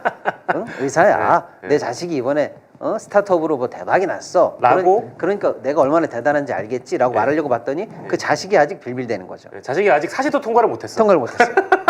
바이오로직스 가지고 뻥튀기 하고 봤더니 순손실이야. 예. 근데 그 자식의 자식이 있죠. 자식의 자식. 그러니까 이제 네 자식 아직 뭐 변호사 된 것도 아니던데 네. 사실 준비한 거 정도 아니야. 네. 그랬더니 그 자식이 하나 더 있지. 이렇게 예. 얘기하면서 얘기하는 게 그 자식이 삼성 바이오 에픽스라는 회사입니다. 예. 손자 회사 격입니다. 네네네. 여기는 그 당시 장부에 2,900억으로 평가되고 있었어요. 잘 해보세요. 그러니까 제일모직 뻥튀기 격의 삼성 바이오로직스, 삼성 바이오로직스 밑에 있는 삼성 바이오 에픽스까지 내려갑니다. 네. 삼성 바이오 에픽스는 그 전에 2,900억으로 평가되던 회사였는데 예. 이거를 제일모직을 뻥튀기 하기로 마음먹은 순간 가치를 4.8조라고 평가합니다. 어저께까지 2,900억짜리 회사를 이렇게 얘기합니다. 세상 사람 여러분, 오늘부터 우리 회사는 4.8조짜리입니다 라고 선언을 하죠. 그 자식의 자식이 그렇습니다. 4.8조라고요? 그렇습니다. 2,900억짜리였는데 4.8조짜리를 평가해 주십시오 라고 얘기하니까 그러면 그 손자를 두고 있는 그 삼성 바이오로직스는 나는 지금 별반 2천억씩 손실 나고 있습니다만 내 자식이 2,900억짜리가 4.8조니까 나도 그 연결 재무제표 효과를 받아서 나도 1.9조짜리로 평가해 주십시오. 1.9조 순이익이 납니다. 라고 갑자기 평가가 바뀌고 그러니까 제이모직이 보셨죠? 내 자식과 내 손주 봤죠? 그러니까 나도 대단한 사람입니다. 나를 뻥튀기 해 주십시오. 이 논리가 삼성 제일모직의 분식회계의 핵심이에요. 그러니까 이제 00 두 개 더 붙여야 돼요. 그것도 모자라 지금. 모자라죠. 그러면 예. 2,900억짜리를 왜 갑자기 어느 날 4.8조라고 얘기했을까? 예. 이게 중요하죠. 그것도 중요하네요. 이게 이제 핵심인데 예. 이거예요. 그 삼성 바이오 에픽스는 삼성 바이오로직스 삼바가 90% 정도 지분을 갖고 있고 91% 갖고 있고 예. 외국계 바이오젠이 8점 몇 프로를 갖고 있어요. 그래서 평소에 이렇게 합니다. 이건 내가 지배하는 회사입니다. 예. 내 실질적 지배력이 있는 회사이기 때문에 이걸 우리는 종속회사라고 얘기합니다. 라고 하면서 종속회사는 법에 장부에 써진 취득 원가대로 평가하도록 돼 있으니까 2,900억입니다. 라고 평가를 했었어요. 근데 갑자기 이 논리를 깨고 싶은 거야. 그러니까 이렇게 얘기하죠. 아유 여러분 그동안 우리가 말하지 않았던 게 하나 있었는데요. 8%짜리 있던 그 합자 투자자 있잖아요. 아유 그 사람들이 원래 콜옵션이 있었네요. 내가 그동안 말을 못해서 미안합니다. 콜옵션이 있다는 사실 그동안 얘기하지 않았어요. 근데 갑자기 콜옵션이 있다고 얘기하는 거예요. 예. 근데 그 사람이 콜옵션을 만약에 행사하면 50%까지 지분이 올라간다는 거예요. 예. 그러니까 내 주식 중에 40%를 걔한테 팔아줘야 된다는 거고 걔는 살 권리가 있다는 거예요. 예. 그러니까 아유 그동안은 90%를 지배하고 있던 내 회사였는데 상대편이 콜옵션을 행사하게 된다면 만약에 그렇다면 얘는 50%까지 지분이 올라가니까 내가 실질적으로 지배하지 않는다고 봐야 되지 않을까요? 그러면 내 종속 회사가 아니라고 봐야 되지 않을까요? 그러면 이 회사는 시가 평가를 해야 됩니다. 내가 시가 평가를 해보니까 4.8조가 나왔네요 라고 하면서 어느 날 갑자기 자 콜옵션의 존재를 오픈하고 콜옵션이 행사될 것처럼 얘기하고 행사되었다면 만약에 되었다면 50%까지 올라가고 올라간다면 시가 평가로 전환해야 된다 하고 한다면 4.8조라고 그냥 얘기해버려요 시장에다가. 그게 그냥 통용이 됩니다. 근데 그게 통용이 돼요? 그게 먹혀요? 그게 먹혀서 에픽스의 그 가치가 올라가고 4.8조가 되고 그 지분 가치를 반영한 삼성 바이오로직스의 회계 장부가 바뀌고 그 바뀐 장부로 제일모직의 가치 평가가 달라진 게 분식회계 사건의 핵심이 되겠습니다. 자, 이 문제에 대해서 또 우리 법원은 뭐라고 하느냐? 판단은 이렇게 합니다. 내가 쭉 검토해 보니까 회계사들하고 아주 올바르게 회계 처리를 했네. 전부 다 무혐의. 그렇게 얘기하고 심지어는 삼성한테 분식 회계를 할 의도가 보이지 않았네 라고 판결을 내립니다. 자 그래서 지난주에 나온 판결 총 14명의 피고인 다 무죄 전부 무죄. 그리고 19개 혐의 예. 전부 무죄 판결이 나오게 됩니다. 그럼으로써 예, 예. 30년 전에 시작됐던 삼성 이건희 회장으로부터 이재용까지 내려가는 이 기업 승계 드라마가 예. 드디어 30년 만에 일단락이 지어집니다. 전부 무죄 사건으로 끝나버렸어요. 아 근데 이게 예.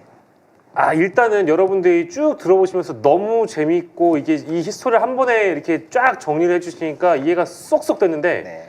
중요한 건 그겁니다.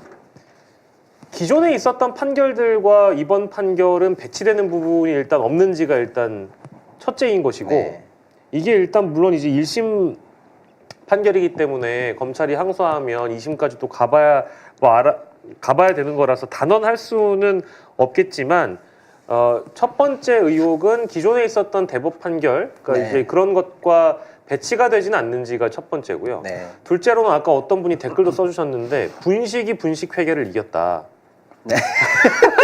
떡볶이 분식이 예. 이게 아무리 우리가 분식회계를 넘겨짚다가도 사법부 판사들의 판결은 존중하고 그 법리대로 해석해가지고 이런 판결이 내려졌다고 아무리 손치더라도 네. 정치적 입김이 작용할 수가 없는 것이냐는 이제 두 가지는 한번 짚어보긴 해야 될 것 같거든요. 너무 좋은 질문이시고 예. 그 댓글도 너무 재치 있으시네요. 자, 첫 번째 앵커님이 말씀하신 거 예. 기존의 대법원 판결 우리가 방금 얘기했지만 2번이나 있었습니다. 두 번이나 이거는 뇌물이고 이제 그렇습니다. 이재용 승계를 위한 것이었다. 예, 그런데 그거랑 배치되는 판결이 나온 거 아닌가? 그렇죠. 맞습니다. 그래서 하나씩 짚어볼게요. 예. 이번 판결에서 이렇게 얘기합니다. 꼭 경영권 승계라고 하지 않았습니다. 대법원에서 네네네. 라고 해서 이번에 이렇게 얘기합니다. 이 회장의 삼성그룹 경영권 승계를 위한 것만은 아니다. 것만은 아니면 것만을 위해서 것이었을 수도 있다가 되는 그렇죠. 거잖아요. 그러니까 기존의 대법원에서는 그거 이재용 불법 승계를 위한 거였어라고 했는데 이번 판결이 묘하게 빠져나가면서 자기네들이 말도 안 되는 이런 얘기를 합니다. 첫째, 경영권 승계만을 위한 건 아니야. 나도 그 승계가 있었다는 거 인정하는 거죠. 대법원 판결에서 그렇게 나왔으니까. 근데 그것만을 위한 게 아니었어. 그럼 뭔데? 그럼 뭐야? 무슨 사업적 이득과 뭐 영업적 어떤 그게 뭔데? 그게 없다는 거예요. 근데 이렇게 얘기하죠. 그것만을 위한 건 아니었다. 이렇게 얘기하고 그러면서 이렇게 얘기하죠. 대법원 판결과 배치되지 않아. 이렇게 스스로 얘기를 해버립니다. 자, 우리나라 법조 문화에 따르면요. 예. 대법원 판결이 명시적으로 뭐 몇십 년에 난 것도 아니고 불과 네. 몇 년 전에 예. 이렇게 명시적으로 2개나 나 있는데 네네. 이걸 하급심에서 건방지게 이렇게 예. 한다? 뒤집는다 굉장히 이례적이고요. 최소한 이거 법리가 자신 없으면요. 이거 좀 있으면 이 정도 판결 내는 사람 승진 못합니다. 근데 무슨 뜻인지 아시겠죠? 이거는 어느 정도 이 뉘앙스가 자신이 있기 때문에 한 게 아닐까라고 저는 감히 추측만 해봅니다. 근데 일단 자, 첫 번째 네네네. 대법원과 배치되느냐라고 할 때 배치되느냐? 스스로가 이렇게 궤변을 얘기합니다. 경영권 승계라고 옛날에 얘기했는데 예. 내가 볼 때 그런 정도는 맞지만 그것만을 위한 것은 아니지 이렇게 말하면서 예, 경영권 승계에 관한 불법성 대법원 판결과의 배치성에 대해서 스스로 예, 문제가 없다라고 판단을 내려버립니다. 예. 또 하나의 그러면 이렇게 얘기하죠. 그럼 진짜 목적이 뭔데? 라고 예, 할 때 예, 이렇게 예. 얘기합니다. 예. 합병만이 경영권 승계만이 이 합병의 유일한 목적은 아니다. 그럼 뭔데? 몰라요. 그거 진짜 그건 뭐야? 뭔데? 아니, 뭐예요? 유일한 목적은 아니래. 그러면서 몰라 이렇게 판결이 나옵니다. 자, 그 다음에 또 판결 말씀 잘 주셨어요. 그래서 예. 그러면 주주 이익을 해한 거 아니냐? 주주 이익을 아까 삼성물산의 주주 이익을 약탈한 불법성이 있지 않아? 라고 하니까 네. 이렇게 얘기합니다. 예. 합병 과정에서 예. 삼성물산과 그 주주들의 이익이나 의사가 예. 도외시된 바 없고 없기는요. 방금 엘리엇 같은 주주도 있었는데 그래서 도외시된 바 없고 이게 전 제일 이번 판결의 문제라고 보는데 예. 합병을 통한 그룹 지배력의 강화 그리고 경영권 안정화가 삼성물산에도 이익이 되는 것으로 보인다. 응? 너무 네? 충격적이지 않습니까? 삼성물산에도 이익이 된다고요? 여기서 제가 경악을 금치 못했고 정말 기함을 토했습니다. 우리가 지금 설명을 어떻게 세세히 해드렸는데 그게 도움이 삼성물산의 지배력을 강화한 건 이재용 아닙니까? 예, 예, 예. 그리고 제일모직 아닙니까? 예, 그렇죠, 그렇죠. 얘네들의 경영권이 강화되고 지배력이 강화되는 게 왜 삼성물산한테 이익이에요? 잘 이게 이해가 안 돼. 코리아 디스카운트의 핵심입니다. 뭐냐면 우리 이 대기업 문제의 핵심은 이거예요. 회사가 있고요. 주주가 있는 겁니다. 예. 그리고 회사는 주주 이익을 위해서 존재해야 되고 모든 주주는 평등합니다. 물론 네. 지분을 많이 가지고 있는 대주주도 있고 소수도 있을 수 있습니다. 예, 예. 근데 한국의 자본시장과 기업 거버넌스의 가장 큰 문제는 뭐냐? 회사와 주주 사이에 대주주 개념이 들어가서 이 사람들이 나머지 모든 주주이익을 다 도외시해도 무풍지대. 심지어는 회사에 횡령을 하고 해서 회사 손실을 줘도 문제없다. 예. 그러면서 대주주 이름을 정말 싫어하지만 오너도 아닙니다. 사실 오너는 내 거라는 뜻인데 네, 오너도 네. 아니잖아요. 네. 근데 이런 오너, 대주주 일가의 전횡이 한국 이 대기업과 자본시장을 지배하고 있는 게 코리아 디스카운트의 원흉인데 예, 예. 반드시 척결돼야 하는 문제입니다. 예. 그런데 이번 판결에서 뭐라고 그랬습니까? 그 불법적이고 정말 후진적인 관행에 정당성을 부여해줬어요. 네. 뭐냐? 이재용이 지배력을 강화하는 게 회사에 도움이 된다. 이렇게 얘기했어요. 너무나 후진적인 판결이 나왔고 자본시장에 정말 핵폭탄을 던지는 판결이 나온 겁니다. 이재용이 지배력이 세지는 게 왜 삼성물산의 이득입니까? 물론 이득일 수 있고 아닐 수 있지만 그건 이득과 다뤄져서는 안 되는 문제죠. 네. 누가 회장 되는 말도 무슨 상관이에요. 지배력 많은 사람이 주주를 통해서 회장이 되는 것만이지. 예, 예. 그런데 이재용이 지배력을 갖고 있는 게 지배력 강화 및 경영권 안정화는 삼성물산에게도 이익이 되는 것으로 보인다. 최악의 판결. 제가 볼 때는. 이재용 회장을 호불호 이걸 다 떠나서요. 네. 이거는 재판부에서 그간의 맥락을 자세히 읽었는지에 대한 의심이 갈 만한 그런 판결이네요, 진짜. 그렇습니다. 네. 또 이 연장선에서 보면 그러면 도대체 네. 이 경영권 승계 이 작업은 누가 주도한 거야? 네. 라고 했을 때 네. 아까 우리 두 번의 대법원 판결에서는 이재용과 네. 그 수하에 있는 간부들 네. 미래전략실 네, 네. 얘네들이 주도했어라고 했거든요. 장충기 이하. 그렇습니다. 네. 이번에 장충기 다 무죄됐어요. 다 무죄. 이번에 이렇게 나옵니다. 이재용과 미전실이 전단적 결정으로 합병을 했다는 판단도 아니다. 그럼 누가 있냐? 물론 삼성에 승계 작업이 존재했다는 사실은 인정된다. 예. 인정되는 것은 맞으나 예. 각종 조직적 불법 행위가 있었다거나 이 과정에서 이 회장과 미전실이 주주들의 손해를 야기했다는 판단으로는 나아가지 않는다. 결국에는 뭐냐?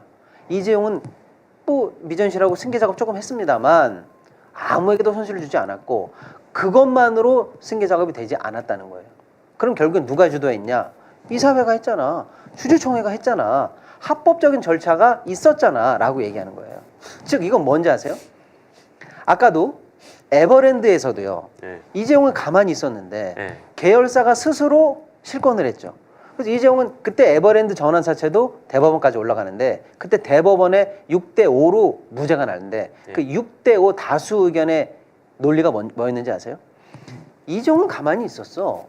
나머지 주주 회사들이 알아서 실권했기 때문에 그 사람들이 스스로 이걸 포기한 것뿐이야. 이재용은 가만히 있었어. 즉 뭔지 아세요?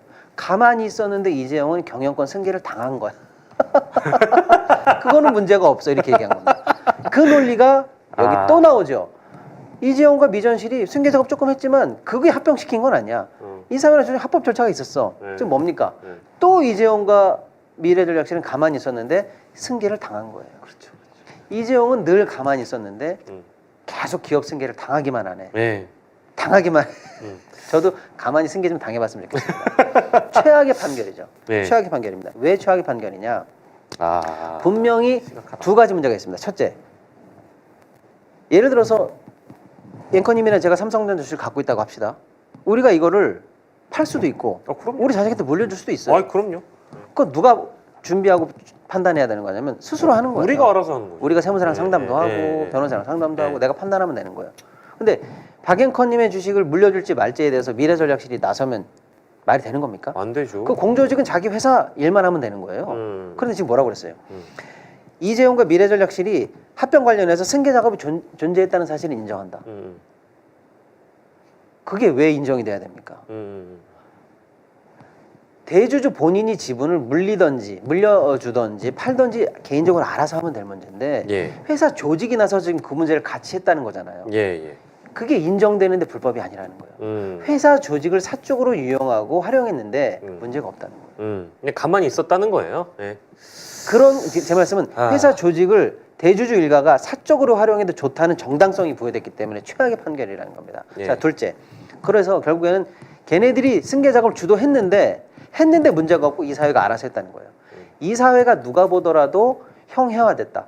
한 일이 없고 얘네들이 주도했다는 게 보이는데 이사회의 문제가 이상이 없다는 거예요. 예. 즉 이사회는 거수기 노릇만 해도 문제가 없다라고 말하면서 이사회가 정말로 자본시장 내에서 핵심적인 역할을 해야 되는데 그거를 무사 통과하거나 형해화시켜도 좋다는 판결이 나온 겁니다. 자본주의의 근간을 흔드는 판결이 나왔다. 저는 그렇게 보는 거예요. 저는 이제 이 판결 보고 어떤 생각이 들었냐면 네. 대한민국에 삼성과 뭐 유사한 기업이 있다 이런 어떤 평가라기 좀 그렇지만 내가 삼성과 같은 기업으로 나아가려면 뭐 이 정도의 뭐 불법적인 요소들이 있는 작업을 하더라도 무죄 받을 수 있다. 똑같은 네. 논리로 네네네. 똑같이 하면 된다라는 이제 맞습니다. 판결을 준 거잖아요. 그리고 또 이제 아까 말씀드린 것처럼 그 올바른 회계 처리가 있었다 이렇게 얘기했고요. 분식회계 관련해서 뭐 말하고 싶지도 않습니다. 저는.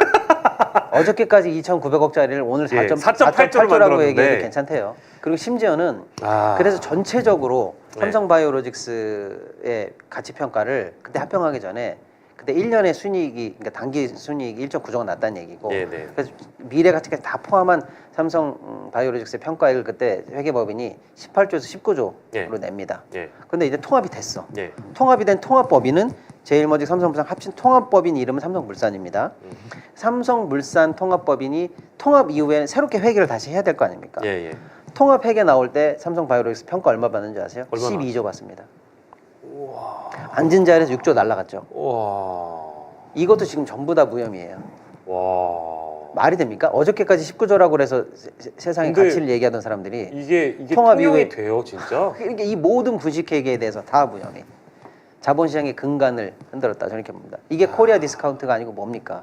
앵커님이 한번 제가 와. 예를 들어 앵커님이랑 저랑 해외 투자하기로 마음 먹었어요. 예. 그래서 우리가 어디 저 제3세계 예, 투자한다고 예, 합시다. 예, 예. 해외 투자할 때 제가 실제로 많이 해봤습니다만은 제일 관건이 뭔지 아세요? 두 개입니다. 하나는 리갈 시스템이에요. 예, 예. 적법하게. 사법 시스템이 잘 됐느냐예요. 예, 예, 예. 예를 들어서 우리가 투자를 했는데 갑자기 반군이 나와가지고 네. 오늘부터 국유화 선언 그래가지고 우리 걸 다 지네 나라 거라고 이거 믿고 투자하겠습니까? 네, 네. 그래서 리갈 시스템이 있느냐가 없느냐가 제일 중요합니다. 둘째는 회계 시스템이 투명하냐 안 투명하냐. 왜 제가 1원을 넣었는데 손해는 날 수 있어요. 근데 1원을 넣었는데 갑자기 회계 당국이 나와가지고 빵원으로 처리하면 이거 말이 됩니까? 그러니까 제일 이 투자의 세계와 자본시장에서 핵심은 리갈 시스템과 회계 시스템입니다. 예, 예. 근데 지금 리갈 시스템 무너진 거 보여줬죠. 예. 근데 이번에 동시에 무너뜨린 게 회계 시스템이에요. 회계, 분식 회계 아무 문제 없다. 아무 문제 없다. 해버렸으니까. 예. 와. 이게 코리아 디스카운트가 아니면 뭡니까? 그러니까 이게 그 선진 시장에서 한국 시장으로 투자를 하거나 자금이 유입되려면 아까 말씀하신 두 가지의 조건이 완벽해야 외국인들이 많이 투자를 하러 들어올 텐데 네. 가장 우리 대한민국에서 대표적인 기업으로 알려진 이 삼성이라는 기업에 대해서 두 가지가 무너졌다라는 걸 여실히 보여줄 판결이 드러남으로써 그렇습니다. 외국 자본의 유입을 더 기대하는 것은 사실 어려워진 거 아닐까라는 대목. 이거를 어디 가서 해외 투자자한테 이 판결을 설명할 수가 있겠습니까? 부끄러워서. 부끄럽죠. 예. 그러니까 조금 이게 좀 다른 얘기긴 합니다만, 뭐 다른 얘기일 수도 있고 연결되는 얘기일 수도 있겠습니다만, 이런 뉴스를 바라보시는 국내 개인 투자자들, 그러니까 네. 코스피, 코스닥 시장에 투자하시는 개인 투자자들이 한국 시장에 자신의 자산을 다 털고 미국 시장에 투자를 하려는 이유도 보면 바로 그겁니다. 한국 시장의 그 political variable, 그러니까 이제 정치적 그렇죠. 변수가 너무 많기 때문에 이걸 내가 아무리 투명하다고 믿고 투자하려고 해도 이런 게 터지면 그러니까요. 내 돈 날아가는 건 순식간이잖아요. 맞습니다. 여러분이 그냥 어렵게 생각하지 마세요. 여러분이 제일 삼성물산 주주라고 생각해 보세요.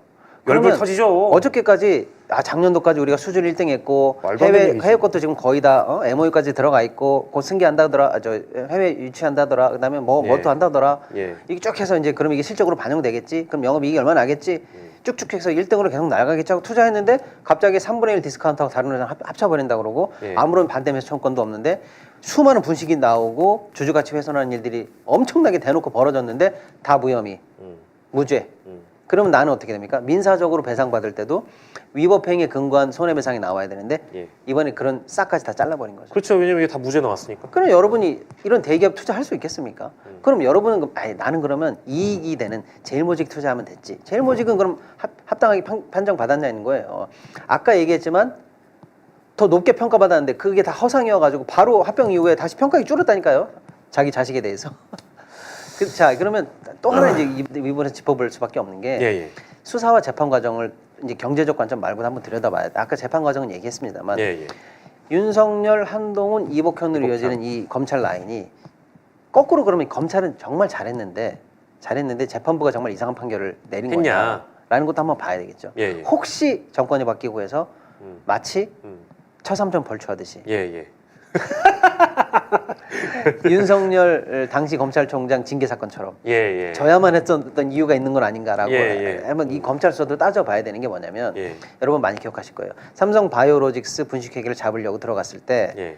내부 제보가 있었습니다. 그래서 검찰이 그걸 쳐들어가요. 그래서 많은 분들이 기억할 거예요. 삼성 바이오로직스 공장 아, 저 기억납니다. 바닥을 뜯어내고 네네. 거기 숨겨져 있던 노트북을 발견합니다. 네네네네. 이야 했죠. 예. 그리고 아까 얘기한 무자 받았던 장충기 이런 임원들이랑 예, 예. 통화했던 휴대폰 전부 다 압수됩니다. 그치, 다 합세죠. 예. 이거는 뭐 빼도 박도 못하는 분식회계 증거, 불법 예. 개입의 증거, 이재용으로부터 보고됐던 예.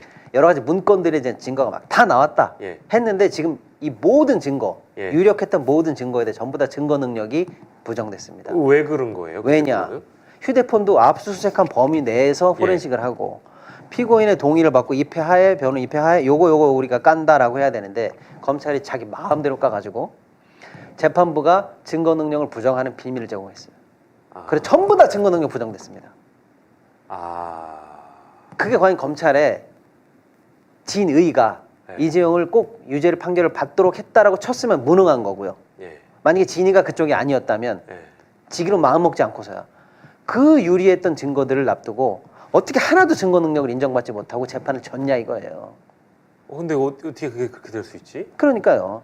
당시 수사 라인인 한동훈, 윤석열, 이복현은 여기 대해서 얼마나 정말로 역사적 책임을 지고 말을 해야 되겠습니까? 많은 이번에 이복현 금감원장의 첫 번째 일성이 뭔지 아세요? 이번 판결로 인해서 삼성의 리갈 리스크가 일단 낙되기를 바란다? 이 말이 되는 얘기입니까? 제3자적 관점인가요? 남 자기가 얘기인가요? 남 얘기? 더군다나 다른 사람 수사까지 했지만 이복현은 기소 앞 단계까지 관여했던 사람인데 야, 말이 되는 얘기면 저 같으면 자존심 상해가지고요. 이제 더 이상 검사가 아니시니까. 검사가 아닌 거죠. 근데 이 이후에 또 나왔던 조선일보의 예, 예. 여러 가지 사설 및 기사가 더 웃깁니다. 예. 뭐라고 나왔습니까? 검찰권의 무분별한 항소를 남발하는 검찰권에 대해서 경계하자라는 얘기가 나옵니다. 즉 항소하지 말라고? 항소하지 말라는 얘기. 왜냐? 잘 보세요, 여러분. 항소가 여러 혐의가 너무 많기 때문에 그중에 몇 가지 혐의만 찝어서라도 항소가 만약에 형식상으로라도 제기가 되잖아요. 예. 그러면 다룰 수밖에 없습니다. 예. 그러면 최소한 1년간 또 피고의 위치에 서게 됩니다. 예. 그런데 이게 굉장히 중요한 판결이잖아요, 여러분. 예, 예. 삼성 지배구조 자체를 흔들 수가 있고요. 하나라도 유죄되면은 감옥 가야 될 상황입니다. 예. 또 이게 유죄가 되면 아까 제가 말씀드렸죠. 삼성물산이라든지 다른 여러 가지 주주들이 삼성을 상대로 지금 계속 소송 중에 있는데 이게 유죄가 되면 그게 위법 행위가 되기 때문에 민사 소송에도 영향을 많이 미칠 겁니다. 그래서 주주 배상 판결도 많이 나올 거예요. 아, 네, 네, 네. 그래서 굉장히 사실은 꼭 감옥을 가냐 안 가냐를 떠나서 그 몇 가지 혐의 중에 위법성이 반드시 드러나야 되는 것들이 사실이 있는데 예. 그 모든 싹을 이번에 다 잘라가지고 아예 싹을 절멸시켰습니다. 19개 전부 혐의가 나왔어요. 예, 무죄가 예, 나왔어요. 예, 그러니까 예. 검찰이 몇 개 혐의라도 잡아서 항소를 하게 되면 예. 위험성은 그대로 이어지죠. 예. 삼성 입장에서는 달갑지 않겠죠. 예. 그렇기 때문에 아예 항소하지 말라는 보수 언론들의 얘기가 나옵니다. 그리고 그러니까 보수 언론의 논조는 두 가지입니다. 하나, 아예 항소하지 마! 풀어줘! 자, 둘째, 지금 이재용 이번에 설날 행보가 예. 해외 출장이었거든요. 예, 예. 오늘 기사 쳐보십시오. 예. 사법 리스크를 이미 덜었대. 예. 사법 리스크 던 이재용 훨훨 날아다녀. 예, 맞습니다. 드디어 해외 M&A 현장에 뛰어다니나 예. 말레이시아 현장 시찰, 삼성 날아다니나. 음. 무슨 말씀인지 아시겠죠? 예, 예. 그거랑 아무 상관없습니다. 정말로 이재용의 사법 리스크가 털어져서 이재용이 날아다니는 게 삼성에 도움이 됐다면 주가 날아다녔겠죠. 예. 판결 나오는 날 주가 정체 상태이거나 다 마이너스입니다. 아, 또 그래요? 시장은 그렇게 반응하지 않아요. 그렇죠. 예. 제일 시장이 정직하니까. 정직합니다. 예. 맞습니다. 그럼에도 불구하고 이 엄청나게 한국 사회에 해를 끼치는 잘못된 판결이 나왔다고 저는 평론합니다. 예, 평론할 수 있죠, 제 의견이니까. 예, 예. 자, 그럼에도 불구하고 보수 언론 논조는 그 이 판결의 위헌성과 한국 사회에 미치는 해악에 대해서 논하지 않고 예. 마치 잘 된 듯 이제 드디어 삼성이 대단한 뭐 경영 활동에 이제 나설 수 있게 된 듯한 보도를 일관하고 있기 때문에 이 판결의 진실과 우리가 이 사건을 어떻게 봐야 되는지에 대해서 서울의 소리 또 우리 박앵커님 예, 예, 같은 예. 분이 계시기 때문에 제가 여기서 또 얘기할 수 있는 것 아, 같아요. 아닙니다. 저희는 뭐 삼성 광고를 받지 않기 때문에. 그리고 아까도 말씀드렸습니다만 예. 아유 그런 분들이 많이 계세요. 야 한국 특수 상황이니까 맨날 불법 하는 거 결국 재벌들이 지네들 자식들한테 세금 안 내고 물려주려고 그러는 거 아니야. 야 그냥 하라 그래. 그거는 그냥 털자 우리도. 예. 그럼 경영이나 잘하라고 그래. 세상 시끄럽다는 분이 계시지만 그게 아닙니다. 여러분 그 경영권 문제는 지금 말씀드린 수많은 불법이 있었지만 그걸 논외로 하더라도 우리가 이 사건을 알아야 되는 이유. 예. 여러분의 돈이 국민연금의 돈이 손실을 봤고요. 그렇죠. 지금도 국가 배상이 남아 있습니다. 예, 예. 도대체 이재용 한 사람을 위해서 국가가 동원돼야 되고 여러분의 연금이 동원돼야 되고 재판부가 동원돼야 되고 언론이 동원돼야 되고 어용학자들이 동원돼야 되고 그 부자의 상속을 위해서 대한민국 모두가 부역해야 됩니까? 자본시장의 질서는 어디 간 겁니까? 라고 묻지 않을 수가 없는 상황입니다. 예, 네. 맞는 말씀이시고 이게 사실은 최근에는 뭐 이제 김건희 여사 명품백 뭐 수수 의혹 보도가 외신들 뭐 뉴욕타임스 포함해가지고 여러 외신들에 나가지고 국가적 대망신이라는 표현도 많이 했지만 이 사실 이재용 회장 19개 혐의 무죄 그리고 뭐 이제 그 밑에 미래전략실 관련자들 다 올 무죄 뭐 그런 게 사실 그것도 국가적 망신이죠. 이게 외국 자본들이 한국 시장을 앞으로 어떻게 생각할까에 대한 그게 가장 전 큰 거 같고요. 제 최근에 만났던 이제 그 애널리스트 한 분께서도 영식이 너도 이제 코스닥 코스피에 그만 투자하는 게 좋을 것 같다 이 정도면 뭐 이런 얘기를 당연히 이런 얘기 나오죠. 그런 얘기를 하시더라고요. 한국 시장 뭘 믿고 투자하니? 그러니까요. 예. 법이 살아있니? 주주이익이 살아있니? 예. 판결이 살아있니? 심지어 내 연금은 어떡할 거야? 예. 이런 대목들입니다. 예.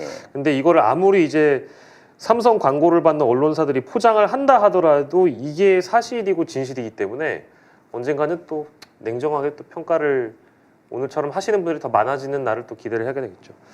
야, 오늘 정말 알짜배기 이 강연을 들었다고 해도 과언이 아닐 정도로 우리 박시동 평론가께서 이재용 회장 1심 무죄와 관련된 내용이 어떻게 이루어졌고 어디서부터 시작이 됐는지를 꼼꼼하게 따져보는 시간이었습니다. 여러분들께 소중한 내용이 됐길 바라고요. 이 내용에 동의를 해주신다면 좋아요 눌러주시고 이 클립을 많은 분들께 좀 공유를 해주셨으면 대단히 감사하겠습니다. 오늘 박시동 경제평론가와 이 시간 함께했습니다. 고생하셨습니다. 네, 감사합니다.